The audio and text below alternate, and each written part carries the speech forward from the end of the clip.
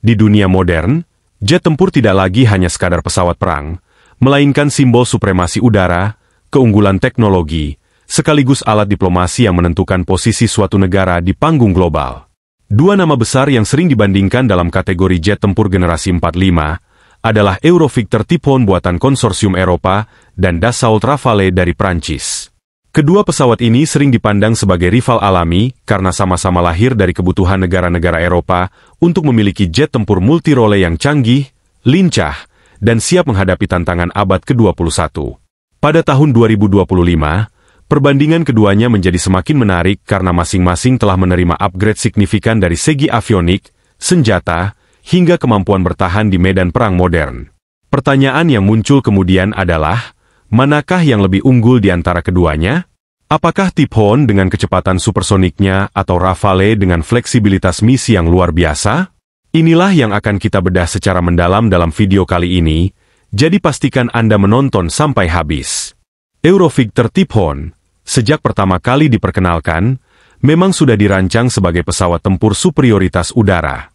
Dengan desain Delta Canard yang futuristik, Typhoon mengutamakan kecepatan, kelincahan, serta kemampuan untuk memenangkan dogfight jarak dekat maupun pertempuran jarak jauh. Pada tahun 2025, varian Typhoon terbaru telah dipersenjatai dengan radar AESA Chaptore yang memungkinkan pilot melacak lebih banyak target dengan presisi tinggi.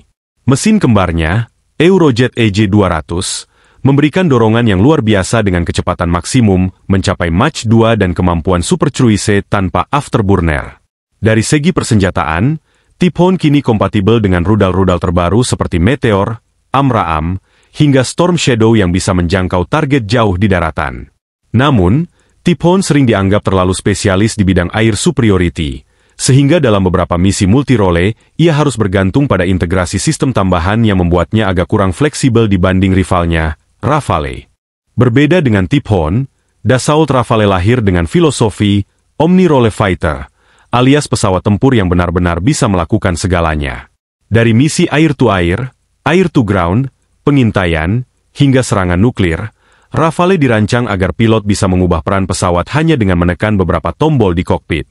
Di tahun 2025, Rafale F4 menjadi versi terbaru yang dipersenjatai dengan radar AESA RB2, sistem peperangan elektronik Spectra yang terkenal sangat efektif, serta kemampuan membawa berbagai jenis senjata modern termasuk rudal Meteor, Scalp EG, hingga rudal nuklir ASMPA.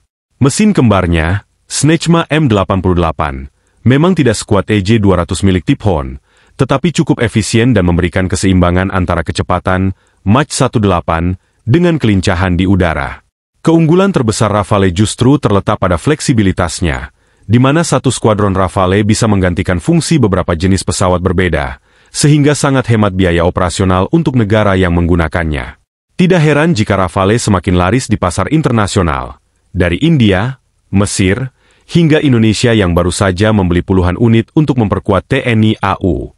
Jika kita berbicara soal kecanggihan avionik dan sistem peperangan elektronik, Rafale sering dipuji karena memiliki sistem pertahanan diri yang lebih lengkap dibanding Typhoon. Spectra pada Rafale, misalnya, mampu mendeteksi ancaman dari rudal musuh lebih cepat, melakukan jamming, hingga meluncurkan countermeasure secara otomatis. Ini membuat Rafale lebih sulit dijatuhkan, bahkan dalam kondisi peperangan intensif. Namun, Typhoon tidak mau kalah dengan Chaptore AESA yang memiliki kemampuan Swasplate, yaitu bisa memutar antena radarnya sehingga mampu mendeteksi target pada sudut yang lebih luas tanpa harus mengubah arah pesawat. Keunggulan radar ini membuat Typhoon sangat berbahaya dalam pertempuran BVR, Beyond Visual Range. Jadi, jika duel dilakukan dalam jarak jauh, Typhoon berpeluang lebih dulu menembakkan rudal Meteor dengan probabilitas kill yang sangat tinggi, sedangkan jika duel berlangsung lebih dekat atau dalam misi campuran, Rafale mungkin punya keunggulan berkat fleksibilitas dan proteksi spektranya. Dari segi persenjataan, keduanya memang bisa dibilang sama-sama tangguh, tetapi ada perbedaan menarik.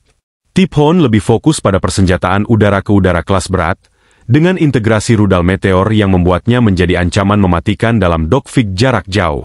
Sementara itu, Rafale memiliki keunggulan dalam misi udara ke darat dengan persenjataan seperti rudal jelajah Scalp EG dan kemampuan membawa bom pintar AASM Hammer. Selain itu, Rafale juga memiliki kemampuan nuklir strategis yang tidak dimiliki Typhoon, karena Prancis memang mengandalkan Rafale sebagai tulang punggung triad nuklir mereka. Dari sisi loadout, keduanya bisa membawa hingga September 14 hardpoint senjata, tetapi Rafale biasanya lebih efisien dalam mengatur beban, sehingga tetap lincah meski membawa kombinasi senjata berat dan tangki bahan bakar eksternal. Dengan kata lain, Tiphon unggul dalam pertempuran udara murni, sementara Rafale lebih unggul dalam pertempuran multirole yang kompleks. Faktor lain yang tidak kalah penting adalah masalah biaya dan operasional. Eurovictor Tiphon cenderung lebih mahal, baik dari segi harga pembelian maupun biaya per jam terbang. Hal ini membuat Tiphon lebih cocok digunakan oleh negara-negara dengan anggaran militer besar seperti Inggris, Jerman, atau Italia. Sebaliknya, Rafale menawarkan paket yang lebih hemat dengan biaya operasional lebih rendah, sambil tetap memberikan kemampuan tempur yang luas. Karena itu, banyak negara berkembang atau negara dengan kebutuhan tempur serbaguna memilih Rafale dibanding Tiphon. India, misalnya, lebih memilih Rafale karena kebutuhan mereka bukan hanya soal keunggulan udara, tetapi juga kemampuan menyerang target di daratan Pakistan atau Cina. Indonesia pun tampaknya lebih tertarik pada Rafale, karena pesawat ini bisa langsung beradaptasi dengan berbagai skenario operasi tanpa perlu tambahan pesawat khusus. Pada akhirnya, jika kita harus menjawab pertanyaan, mana yang lebih unggul antara Eurovictor Tiphon dan Rafale pada tahun 2025, jawabannya tidak sesederhana memilih satu pemenang mutlak. Tiphon jelas unggul dalam hal kecepatan, kemampuan radar, serta dominasi udara jarak jauh.